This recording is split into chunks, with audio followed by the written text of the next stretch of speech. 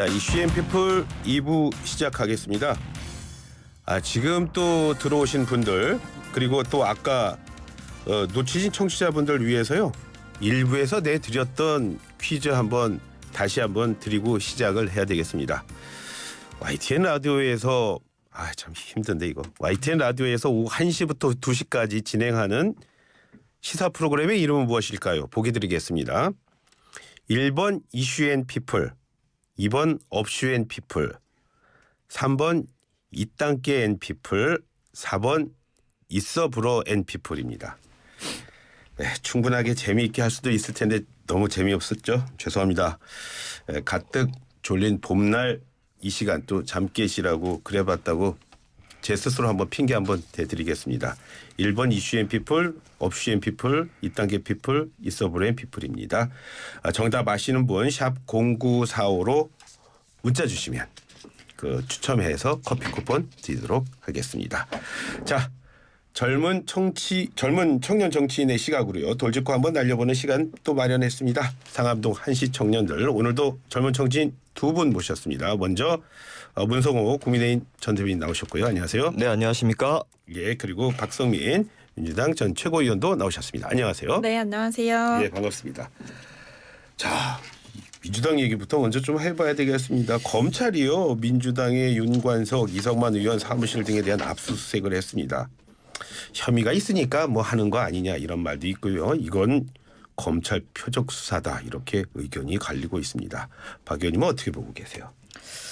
저는 압수수색이 부당했다 이렇게 말씀을 드리고 싶지는 않고요. 예. 현재 사실은 이 사안 자체가 굉장히 엄중하고 예. 언론을 통해서 녹취록이 공개가 되고 예. 명단이 지금 검찰이 이제 추적하고 있는 사람들도 꽤나 많은 것으로 알고 있고요. 예. 그리고 지금 검찰이 파악한 불법 자금 규모 자체가 9,400만 원 정도이고 이게 어쨌든 당내 선거기는 합니다만 그래도 전당대회라는 큰 이벤트 안에서 있었던 일인 만큼 저는 수사도 엄중하게 이뤄져야 되는 것이고 그 결과도 그 수사 결과에 따라서 또 판단해 볼 수 있는 영역인 것 같습니다. 그래서 지나치게 변호하거나 이 사안 자체가 뭔가 검찰이 무리하게 수사하고 있다 이렇게 보고 있지 않습니다. 근데 이 전당대회는 그러니까 이재명 대표 뽑을 때 전당대회가 아닙니다. 아니죠? 2021년 전당대회로 알고 있습니다. 그러니까 송영길 대표 때문에. 자, 문 대변인 어떻게 보시고요? 제가 이제 좀 비판적으로 이야기를 하려고 그랬는데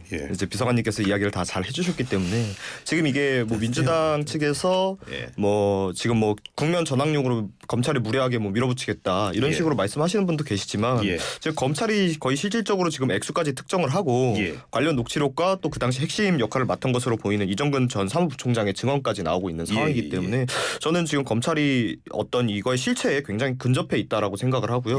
이 과정에서 어떤 혐의점들이 충분히 진실로 드러날 것이라고 생각하고 있습니다. 그러니까 민주당에서 결국에는 이게 굉장히 구태연한 정말 안 좋은 악습이죠. 그리고 이번에도 결국 돈 선거를 했다라는 것인데 이런 문화가 지금까지도 좀 이렇게 지속되고 있다는 것에서 우리 좀 정치계 전체에 좀 경종을 올려야 될 것 같고요. 그러니까 민주당 측에서 이거에 대해서 검찰의 무리한 수사, 항상 이야기하는 과도한 압수수색 이런 목소리가 이제 계속 나올수록 결국 민주당이 다른 데에서 이제 그런 이야기 하는 것조차도 스스로의 좀 진실성을 깎아먹는 거라고 생각을 합니다. 그래서 좀 강도 높게 비판을 하려고 그랬는데 민주당 측에서 먼저 자진납세를 해버리시니까 제가 할 말이 없네요. 아니 저는 이거는 민주당이 좀 말을 아껴야 된다라고 생각을 하고요. 그러니까 정치공세 프레임이라든지 검찰의 수사가 무리하다라는 식으로 검찰을 공격하는 방식으로는 절대 출구 전략을 찾을 수 없다라고 생각하고 물론 어쨌든 우리나라에는 무죄 추정의 원칙이 있기 때문에 수사 결과가 확정이 되고 재판에 따라서 판단을 받기 전까지는 확실하게 유죄다 이렇게 특정할 수는 없겠습니다. 하지만 어쨌든 돈이 오간다는 것, 그러니까 특히 정치권에서 이거야말로 뿌리 뽑아야 할 악습 아니었겠습니까? 그렇기 때문에 전 이번에 유보적인 입장을 취할 부분은 취하더라도 분명히 문제가 있다면 마땅히 책임자들은 처벌을 받아야 하고 밝혀지는 데에 따라서 당도 필요하다면 입장을 좀 공식적으로 내야 되지 않을까 싶습니다. 그러면 오늘 어쩔 수 없이 제가 두 분을 상대로 해야 하지 않을까 이런 생각이에요. 아까 특정하게 액수가 나왔다 그랬는데 이런 겁니다. 언론을 통해서 송영길 캠프 9명이 9,400만 원 전달했다 이런 얘기 나오는데 이렇게까지 구체적으로 액수를 검찰이 어떻게 수사하는지가 이렇게 언론 통해서 나온다. 이거는 좀 의도적으로 보지 않으세요? 이렇게 하면은 검찰이 민주당 한번 이참에 한번 털어보겠다. 이런 느낌 줘가지고 국민적 역풍 받지는 않을까요, 문제는? 근데 저는 오히려 이런 것에 그런 식으로 프레임으로 대처를 하는 민주당의 모습이 저는 국민들에게 역풍을 받을 거라고 생각을 합니다. 제가 이제 실제로 이번에 이 사건이 나왔을 때 민주당 쪽에서 이제 나오는 논조가 뭐 자체에 대해서 부당하다, 뭐 검찰의 뭐 표적 수사 늘 하던 말이 있지만 약간 뭐 미리 뭐 몇 개월 전에 있던 거를 왜 지금 와서 시국 전환용으로 터뜨리는 거 아니냐 이런 논조가 좀 강하더라고요. 원래대로 했으면 좀 더 검찰이 조작 수사했다 이런 쪽으로 강한데 제 개인적으로 생각했을 때 물론 어디까지 제 의견입니다만 민주당 내부에서 팩트 체크가 이미 끝난 거 아닌가 싶어요. 그래갖고 이게 어느 정도 검찰이 실질적으로 밝혀낼 수 있다고 민주당 쪽에서도 생각을 하고 있는 것 같고요. 그렇기 때문에 이것이 뭐 민주당을 몰아가기 위해서 검찰이 하고 있다 이런 식으로 하면 결국 민주당이 스스로의 허물을 이제 감싸기 위해서 검찰을 걸고 넘어지는 것으로밖에 국민들에게 비춰지지 않을 것이기 때문에 오히려 다른 영역에 있어서도 민주당이 역풍을 맞았으면 맞았지 저희가 맞을 것 같지는 않습니다.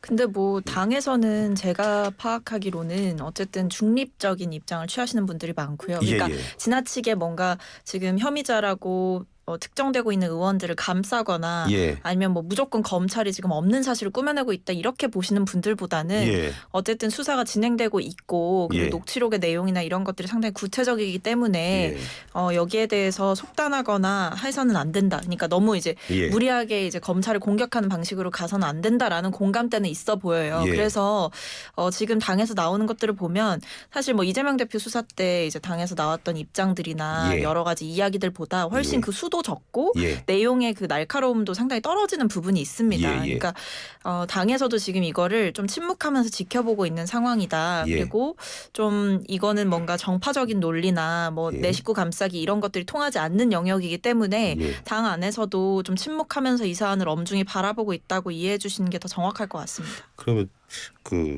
박 의원님 오늘도 뭐 오전에 뭐 조홍천 의원이 그런 말 하더라고요. 이제 뭐 한 라디오 CBS에서 그런 말 하던데 뭐 돈봉투 의혹 수사 관련해서 송영길 전 대표 뭐 제대로 들어와야 되는 거 아니냐 이런 말씀하셨는데 뭐 그런 뭐 같은 선상에서 또 말씀을 하신 것 같은데 그런데요. 민주당이 검찰이 이렇게 제가 아까 말씀드린 대로 이렇게 뭐 전방위적으로 지금 수사를 하고 있습니다. 민주당이 거기에 맞설 수 있는 지금 대응력을 가지고 있다고 보세요? 어떻게 보세요? 그러니까 이게 뭔가 저는 모르겠습니다. 이게 맞선다라는 게 그러니까 검찰에서 무리하게 하는 것들에 대해서는 저희도 적절하게 방어권을 강하게 행사를 해야 되는 거라고 보고 지금까지 저는 그래 왔다고 생각합니다. 뭐 예를 들면 이재명 대표 관련해서 정말 몇백 번의 압수수색이 있었고 뭐 언론을 통해서 여러 가지 흘러나온 피의 사실 유출들도 상당히 많았고 문제될 만한 식으로 무리하게 검찰이 행동한 것들이 있었는데 그 부분은 계속해서 반박을 했어요. 뭐 428억 약정설 정말 대대적으로 언론에 흘리고 또 검찰도 언론 플레이도 많이 했지만 결과적으로 공소장에 적시하지 못한 그 검찰의 책임을 저희는 분명히 물었었거든요. 그리고 그 책임은 저희가 물어서 책임을 지는 것뿐만 아니라 검찰 역시도 국민들로부터 판단을 받는 겁니다. 그래서 저는 이 부분에 대해서는 지금까지 잘 뭐 좀 대응을 해왔다. 대응력이 좀 있었다라고 생각을 하는데 뭐 이번 사안 같은 경우에는 조금 그 결이 다르다라고 보고 있는 것이고 그리고 검찰에서 무리하게 행여라도 만약에 무리하게 이 사안을 지나치게 정치적으로 이용하려 들거나 그러니까 기존재하는 확실한 유죄 사실 외에 다른 식으로 활용하려 들거나 하면 저는 바로 이제 뭐 저희뿐만 아니라 언론에서도 굉장히 관심을 갖고 지켜보고 있기 때문에 지적할 부분은 지적할 거다라고 생각합니다. 저도 이제 송영길 대표 당시 이제 당대표 선거 캠프에 뭐 핵심 인물이셨던 윤관선 의원께서 결국에는 지금 여기에 혐의를 받고 계시고 압수수색을 하고 있는 거 아닙니까? 그러니까 결국에는 그게 선거에서 그냥 뭐 우리 친해지자고 돈 준 건 아니지 않습니까? 결국 본인들이 원하는 사람에게 투표를 하기 위해서 종용하기 위해서 저는 줬다라고 생각을 하고 그렇기 때문에 저는 이게 결국에는 송영길 대표까지 수사가 이어질 수 충분히 있는 혐의점이라고 생각을 합니다. 그런데 이거 뭐 제가 뭐 이건 뭐 어떤 확실한 뭐가 있어서 그런 건 아니지만 뭐 비서관님도 이제 민주당에 계시고 여의도에 계시니까 뭐 들으셨겠지만은 송영길 대표의 정치 자금에 대한 것이 뭐 어디서 나왔다 이런 뭐 이야기들이 되게 많았었어요 옛날에. 근데 이게 좀 실체적으로 드러나고 있는 게 아닌가. 그렇다면 결국 그 돈을 대준 송영길 대표 그 위에까지도 저는 갈 수 있는 부분이 있지 않나 이렇게 좀 조심스럽게 예측을 해봅니다. 자 이번에는 그러면 국민의힘 얘기 한번 해보겠습니다. 기다렸습니다. 네. 말을 아끼셨다가. 네, 말을 아꼈습니다. 일방적으로 저는 또 그 문 대변인과 같이 할 수도 있습니다. 전광훈 목사에 대해서 비판을 이어온 분입니다. 홍준표 전 대구시장을 김기현 대표가 상임 고문에서 해촉을 했어요. 네. 자, 이건 어떻게 보세요, 분들? 제가 뭐 방송에서 얘기를 드리자면 제가 이제 이번 이틀 전부로 대변인직을 이제 임기가 종료됐기 때문에 예. 당의 입장이 아니라 좀 제 입장으로 그렇죠. 이야기를 예, 하자면 그래야죠. 예. 이게 지금 뭐 거의 윤석열 대통령께서 이제 본인에게 조금이라도 엇나가는 행동을 하면 예. 홍준표 시장 정도 되는 급의 사람이라도 용서하지 않겠다 이런 강렬한 지금 의지를 보이시는 거라고 저는 생각을 합니다. 예. 실제로 뭐 정광훈 목사님에 대해서 뭐 여러 가지 이야기가 있을 수 있겠습니다만은 제가 어떤 정말 저희 당을 아끼는 마음으로 이야기를 드리자면 예. 뭐 어떤 저희들의 주 지지층을 결집시키는 데 어떠한 역할을 하실 수도 있어요. 예. 그런데 그거 이상으로 사실 중도에서 표를 깎아먹고 계신 분이거든요. 예. 그러니까 이분에 대해서 뭐 물론 뭐 정치인들 플레이어로 직접 뛰시는 분들은 여러 가지 계산 속에 있으시겠죠. 예. 그렇지만은 겉으로라도 좀 이렇게 거리를 두는 모습을 보여야 되는데 예. 이런 것이 결국에 일종의 갈등으로 쟁점화가 됐을 때 오히려 거기에 대해 비판을 하는 사람이 공격을 받고 있단 말이에요. 당에서 당이나 예. 어떤 그런 쪽에서 예. 그러니까 이게 결국에는 우리 총선 1년 앞두고 지금 뭐 하는 짓인가 예. 이런 지금 우려가 나올 수밖에 없는 상황입니다. 김기현 대표가 그 저기 홍준표 시장을 해촉하는 데 있어서 본인이 다 했다고 생각해서 아니면 주변에 있는 뭐 이른바 윤심도 들어갔다고 어떻게 보세요? 김기현 대표님께서 본인이 뭔가를 다 하려고 하시는 분이고 또 그걸 할 수 있는 사람이었다면 당대표가 되시지 못했었겠죠. 왜냐하면 이번에 당대표 선거 보시면 저희 아시겠지만 뭔가 자기가 주도적으로 역할을 하시는 분들은 대부분 다 예. 예, 어떤 일종의 무언의 뭐 여러 가지를 받으셔서 결국 낙마하시지 않았습니까?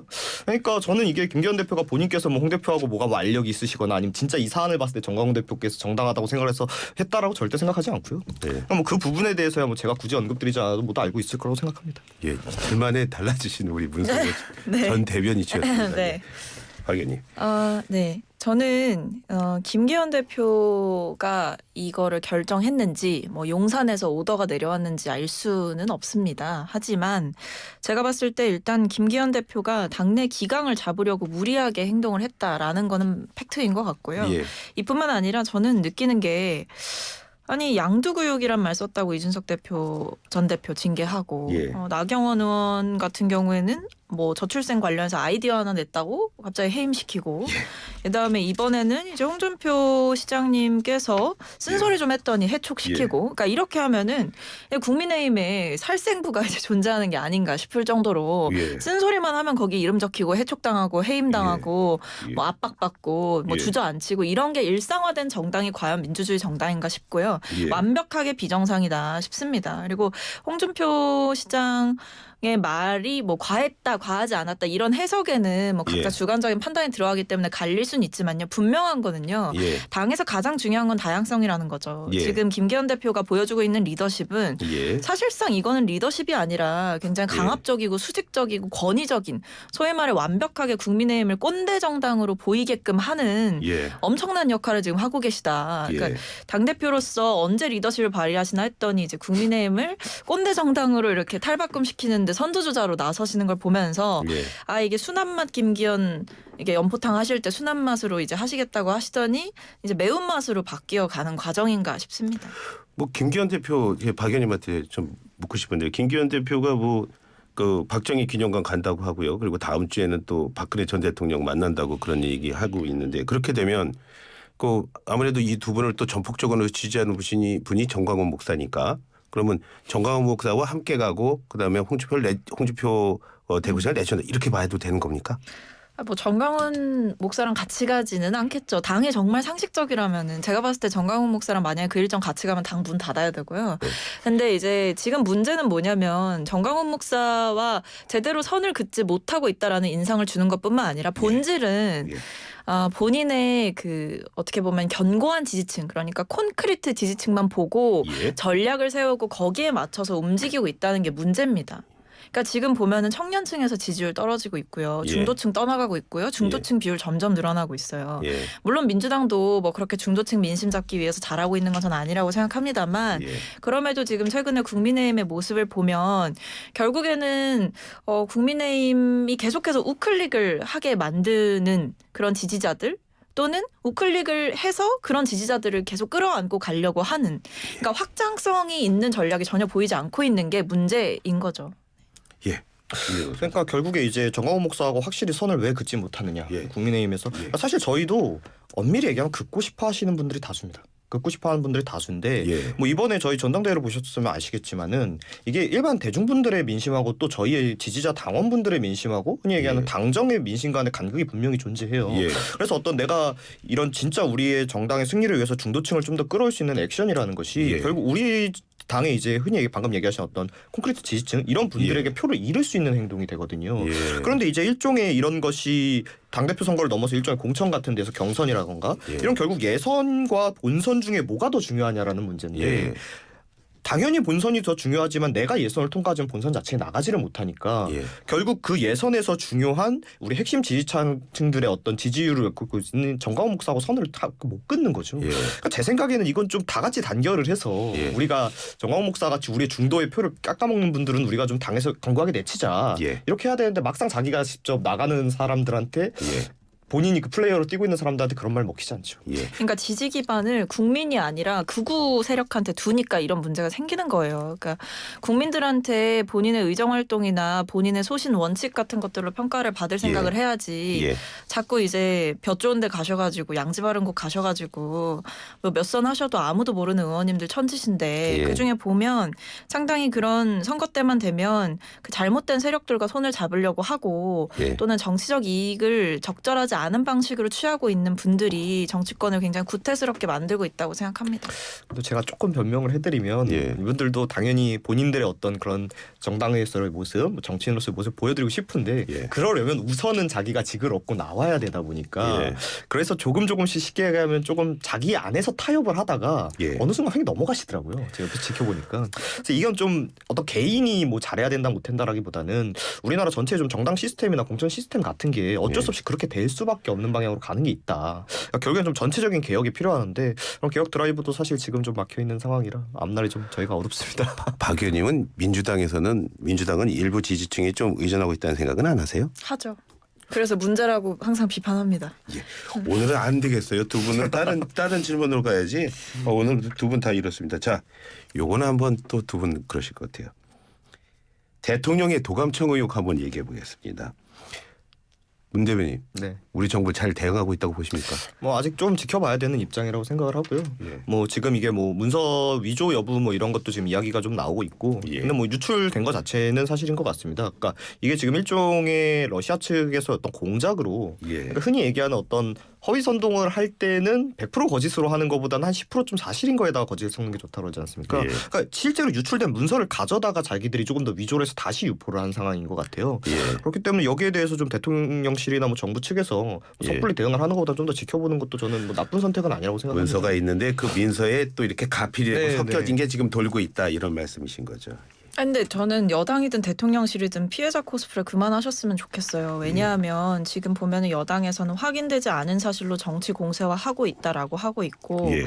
뭐 대통령실에서도 그러니까 뭐 대통령께서 직접 뭐 동맹을 뭐 흔들지 마라 이런 식으로 굉장히 강경하게 대응을 하시잖아요. 예. 근데 문제는요. 보고서가 위조되었든 조작되었든요. 예. 핵심은 도감청이 있었냐 없었느냐는 거잖아요. 근데 이 부분에 대해서는 백악관에서 예. 취재 기자들의 질문에 대해서 어떻게 대답을 하냐면 예. 도감청 사실 자체를 부인을 못합니다. 예. 그러니까 이런 거잖아요. 우리도 만약에 전혀 사실이 아닌 것에 대해서 그러니까 예. 애초에 그런 일이 없는데 그걸 물어봤을 때 예. 그런 일 자체가 없었습니다라고 대응을 할 거 아니겠습니까? 예. 근데 보면 백악관에서도 보고서가 어떻게 유출됐는지를 엄중히 지켜보고 있다라고 했었고 예. 그리고 보고서의 내용이 위조 조작됐을 가능성이 있다 이런 식으로 이야기를 하는 거예요. 예. 그렇다면 도감청이라는 그 행위가 있었냐는 거에 대해서는 부인을 못한 거잖아요. 그러니까 예. 저는 이런 부분에 있어서 여당이든 대통령실이든 예. 좀 강경하게 항의할 부분을 항의를 해야지. 아니 한미 동맹이 그렇게 굳건한데 예. 그 동맹국을 그렇게 감청하고 그거 보고서를 만들고 하는 게 잘하는 짓입니까? 저는 신뢰관계가 훼손되는 행위를 지금 신뢰를 훼손시킨 것 자체가 이런 행위라고 보고 예. 그리고 의혹이라면 정확하게 밝혀달라라고 얘기를 하고 설명을 해야지 예. 지금은 말이 엇갈려요. 김태호 차장은요 악이 없었다. 예. 도청에 악의가 없었다라고 예. 얘기를 하고 예. 대통령실은 위조됐다라고 얘기를 하면은 예. 국민들은 도대체 뭘 보고 판단을 해야 되냐는 거죠. 예. 근데 저는 이제 뭐 비판하신 점에서 수용하고 저희가 인정해야 되는 부분 분명히 존재한다고 생각을 하고요. 예. 근데 저는 이제 민주당 의원분들이 이것을 이제 비판을 하시면서 예. 어떤 지금 외교 간의 타 국가가 우리나라의 어떤 국권을 이제 침탈한 이제 어느 정도 훼손한 것이 아니냐 이런 걸 강도 높게 비판을 하시는데 저는 거기에 동의하는 부분이 있으면서도 동시에 이런 분들이 정말 우리나라의 어떤 국권 침해를 했던 당시 북한이나 중국의 어떤 이런 대응에 대해서는 이런 목소리를 한마디도 안 내셨다는 거예요. 예를 들면은 실제로 지금 서해 공무원 피살 사건 같은 경우 저희 국민이 살해당한 사건이에요. 거기에 근데 민주당이 그때 어떻게 대응했습니까? 아니면 우리가 진짜 수십억 수백억 들어가지고 지어진 연락사무소 폭발하고 또 그 당시 문재인 대통령 뭐 살인문서대가리 저희 국가 수반을 아무리 저희가 다른 당에 있는 사람이지만 정식으로 모욕을 한 거예요. 그런데 거기에 대해서는 뭐 항상 뭐 다른 얘기 하시면서 뭐 북한은 특수하게 봐야 된다 이야기를 하시면서 지금 이 아직 제대로 유존재 아닌지 확인되지 않는 사안에서는 우리가 강경하게 항의를 해야 한다 이렇게 이야기하시는 게 좀 굉장히 모순됐다고 생각하시거든요. 그래서 지금 어떤 우리 국가의 자존심을 신경 써주시는 만큼 북한이 우리나라 국권을 침범했을 때도 뭐 동일하게 좀 이야기를 해주셨다면 제가 참 좋았을 것 같은데 그런데 이제 또 국가 간의 어떤 미국 간의 한미 동맹 신뢰를 얘기하셨는데 저는 이거는 민주당의 책임이 좀 있다고 생각합니다. 실제로 저희 나라가 일관되게 어떤 그 한미일 공조 체제에 대해서 저희가 적극적으로 했다라면 저희 신뢰가 확고하겠죠. 그런데 우리가 어떤 정권에 있고 없음에 따라서 그것에 대한 행동이 자꾸 달라지니까 미국 측에서도 저희를 신뢰할 수 없는 겁니다. 그러니까 예를 들면 저희가 진짜 갈아타고 레드팀으로 가겠다면 모를까. 지금 국제 정세상 그리고 국민들의 정서상도 결국 블루팀에 남아있고 싶은 거 아닙니까? 남아있어야 하는 건 아닙니까? 그렇다면 저희가 지금 이 신냉전 체제에서는 이렇게 뭐 양측에 더 뭐 다 이득을 다 볼 수 있다. 이런 건 너무 희망적인 이야기고 결국 편을 정해야 되는 상황이라는 겁니다. 아니 근데 그래서 일본에 그렇게 다 퍼주고 외교하고 온 거 아니겠습니까? 미국한테 잘 보이려고. 근데 그렇게 했는데 지금 당하는 게 도청이고 여기에 대해서 항의도 제대로 못하고 협의하고 소통하겠다고 하는 대통령실의 입장에서는 솔직히 이해가 안 돼요. 이 사안은 대화를 할 사안이 아니에요. 문제 제기를 할 사안입니다. 오바마 대통령이 과거에 그 우방국들을 도청했다는 사실이 드러났기 때문에 재발 방지책으로 약속을 하고 사과를 했던 거예요. 거기에는 강경한 그 항의와 이런 사안에 대해서 문제 제기를 정확하게 했기 때문에 있었던 겁니다. 예, 알겠습니다. 뭐 오늘 말씀 뭐 여기서 줄여야겠습니다. 근데 두 분 얘기 들으니까 저는 가장 그게 외교부에서 나오는 말이 너무나 어렵더라고요. 저는 그런 고민을 가장 많이 했습니다. 예, 지금까지 문성호 국민의힘 전 대변인 그리고 박성민 민주당 전 최고위원과 함께했습니다. 고맙습니다. 고맙습니다. 감사합니다.